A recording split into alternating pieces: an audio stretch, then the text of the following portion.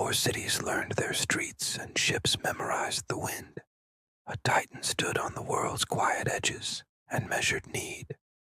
Prometheus liked twilight on ridgelines because the light told the truth about distances, and truth is where plans begin.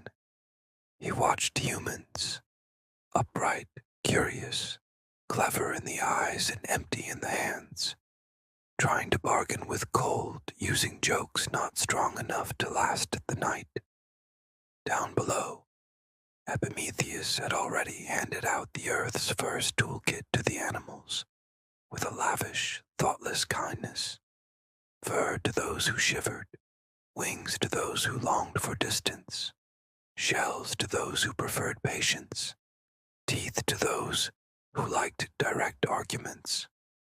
When the basket was empty, the newest creatures remained, and they possessed nothing but hope and each other's names.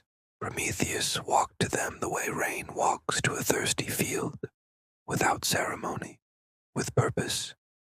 He knew earth and water remember what they touch, and that a steady hand can persuade mud to become more than mud. He shaped clay into bodies with lifted brows for thought, hands arranged for work, and spines capable of refusing the ground without defying the sky.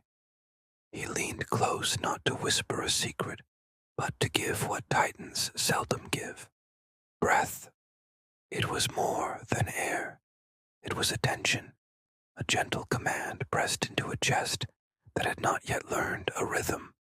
The clay took the order, shuddered once, and became someone who could be asked a question and answer with a life. They rose and began to copy the world's good ideas with a respectful exactness. A bird's nest suggested a roof. A beaver's dam became a plan for water that didn't think of itself first.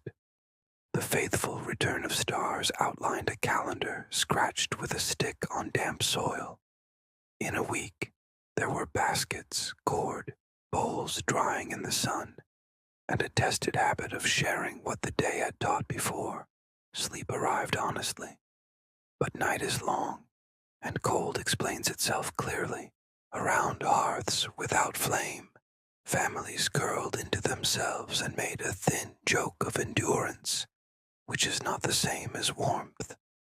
Grain resisted, meat argued with the jaw, and sickness lingered like an uninvited aunt who refuses to take a hint. Above them, Zeus watched from the sober chair of the sky, newly crowned and sincere about order. He loved law almost as much as thunder, because both keep wide things in their lanes.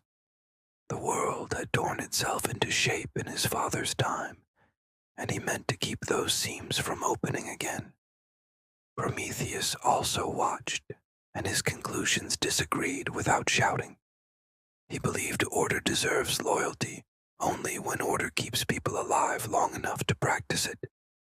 If the house is to honor the rules, the house must first be warm. Between them, a question gathered the weight that leads to decision. What is compassion allowed to do when order says, wait?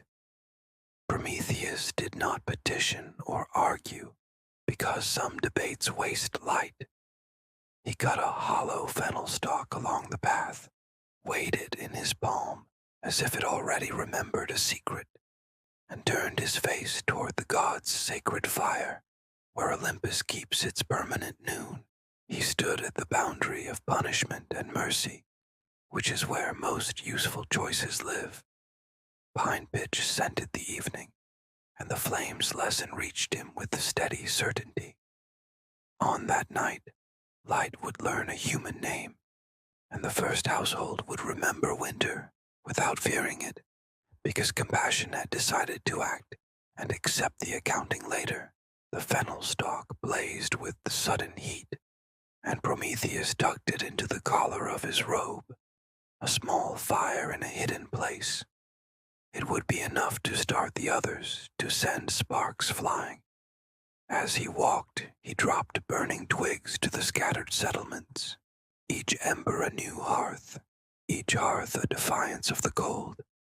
He passed by fields where farmers huddled, hands gnarled around sticks, and sent a single spark floating on the wind to ignite the dry grain. In the mountains, hunters shivered in caves, and he brought a flame to their stones. By the river, fishermen sat wrapped in animal skins, and he left a brand for their kindling.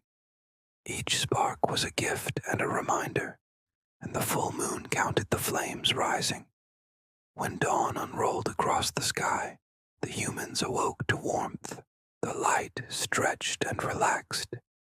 Her smile was the first of many, and the hunger for stories had teeth now, sharp and ready. From somewhere above, Zeus saw all this, and his heart beat faster, a drum against the sky.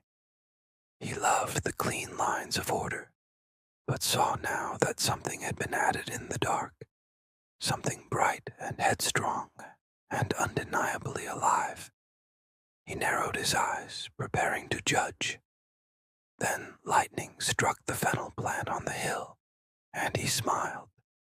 This gave him something to look forward to. Later, when his brother Hades complained about the stolen fire, Zeus merely laughed. There would be an accounting, yes, but not tonight. And since then, they have kept the story for themselves, except when Apollo told it to Daphne in a clearing, and even then, he stopped before the girl became a laurel tree. Some secrets are too big for one lifetime, and some stories wait until the first snow. There are loud rebellions that ask to be seen from every hill, and there are quiet ones that prefer to be correct. Prometheus chose quiet and correct.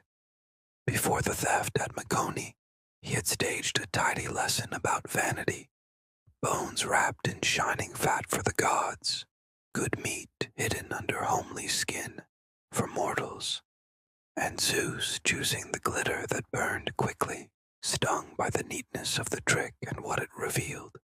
Zeus denied fire to humankind, as if patience could boil water. He told himself discipline would train them toward gratitude, and perhaps it would have, given centuries and softer nights. But patience is a virtue, not a stove, and children sleep badly when the dark owns the room entirely. Prometheus waited for shadows to lengthen, and for Olympus to look elsewhere. He took the green fennel stalk, that modest corridor with a secret hallway inside, and walked to the divine hearth, where flame has the manners of a king. With 2 careful fingers, he pinched up a coal no bigger than a thumbprint, a small sun with a heartbeat that trusted hands more than arguments. He slid it into the stalk and cupped the opening the way you shelter a child who is late and cold. The mountain path fell before him step by step, each footfall a quiet yes to shivering houses he could not yet see. Wind tried to interrogate the ember, and he answered by breathing when it faltered, and by turning his body whenever the air lost its good sense. At the first door he touched, the ember leaned out as if shy, and then learned the room. A guest became family, and warmth returned color to faces that had been living in the same gray for too long. Light pried open corners that had belonged only to spiders.